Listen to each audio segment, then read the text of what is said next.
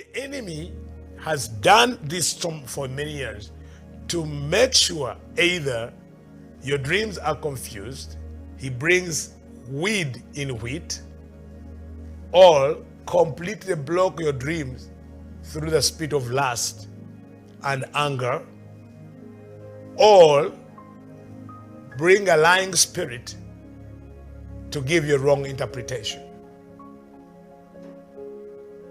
And most times you will rush to interpretation, oh, I saw James. But in fact, it's not James. It's what James may be representing in your life.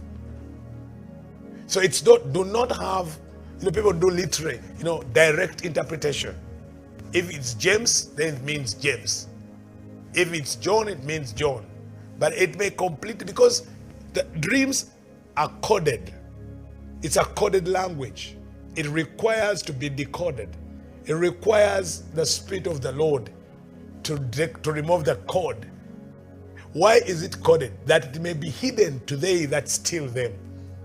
The reason God brings dreams in codes, because he knows in your life, he knows they are dream thieves, robbers, those powers that steal.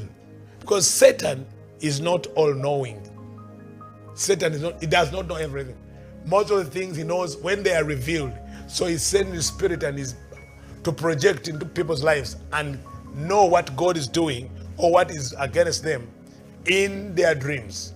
So he steals the dreams and then replace them with evil dreams, lying dreams.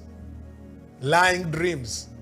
So he has taken away the dream from God, and now he has replaced it with a lying dream, and then you get a lying spirit and give a wrong interpretation.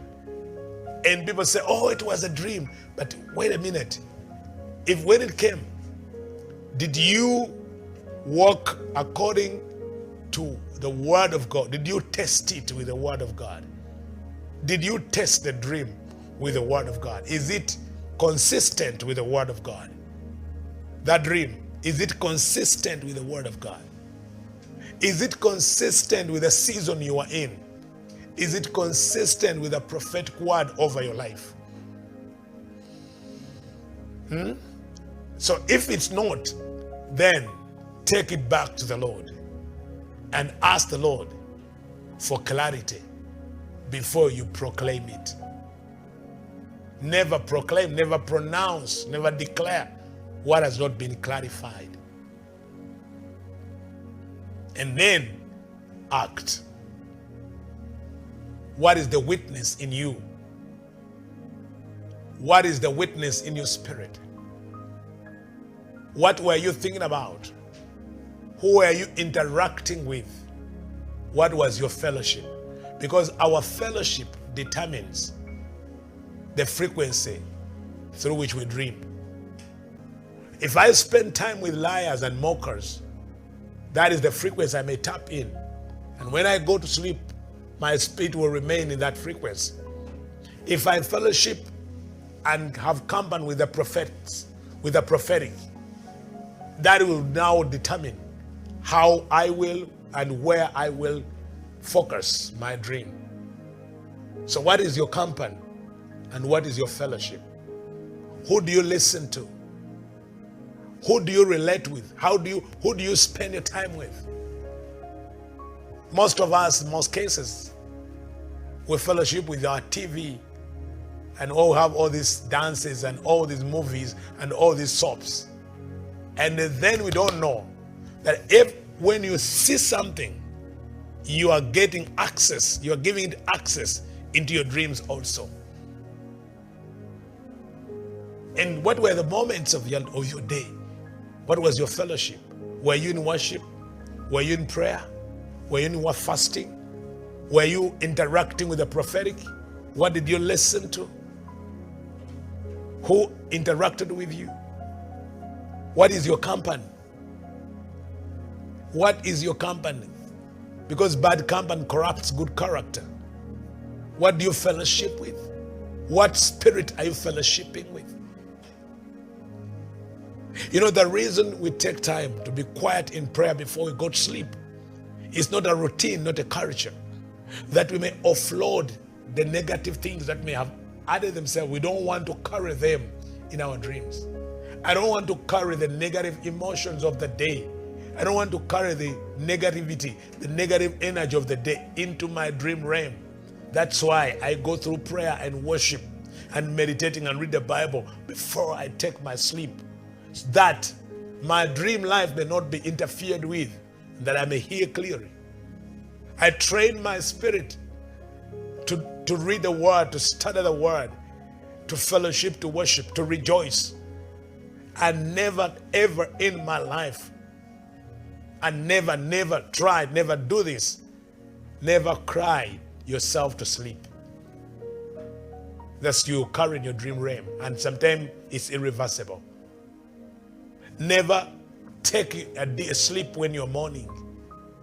It may be irreversible. When you're angry, it may be irreversible. Because when you go with it in your sleep, the spirit realm is planted. And most times that which is planted in your sleep, it is difficult to uproot. So never carry those thoughts, those images, those fears, that anger, that sorrow, that mourning, that grieving into your sleep, because you are carrying it into your dream. So you are not able to have the right sight, because your dream is now polluted. Your sleep time is polluted. Your visual gate is polluted. And I use the visual gate because dreams are visual and symbolic. So when your visual gate is polluted, defiled, what you see, it means even your dreams will be defiled. And you'll not be able to understand the prophetics. I'm not saying the prophetic dream. I'm saying the prophetics of the dream. Every dream has its prophetics. It's like the prophetic markers. Those areas, those symbols that called your attention. In every dream, there are those that are passive, what we call low symbols. And then there are the prophetics, which are the high symbols, which you remember, which you are like took your attention. The color which took your attention. The person who took your attention. What was the prophetic? The word, the statement that you still remember. And that which has disappeared, you are able to call it forth. You are able to call that which is missing. You know, the times, for example, I've had dreams for 2 weeks, and every day a part is added. Every day a part is added. But if you don't write the part, it will disappear in your memory. That's why journaling is very important. What we call writing down.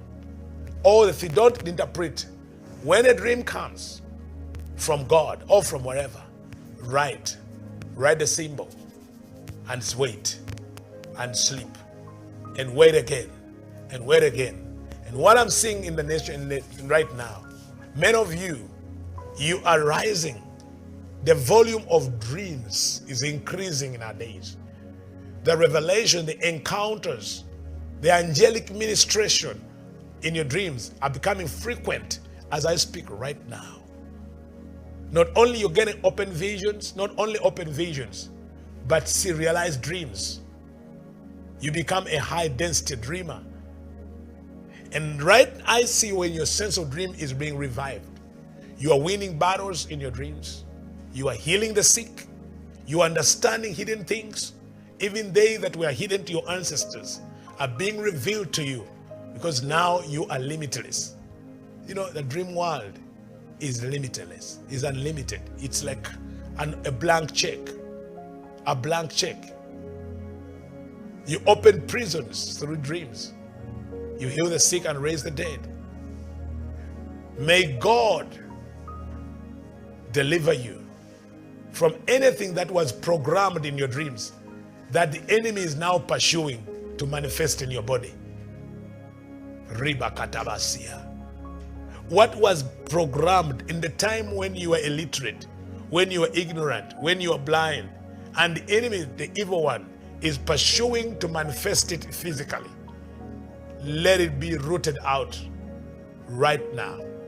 And let your light this week, this weekend, it will be different.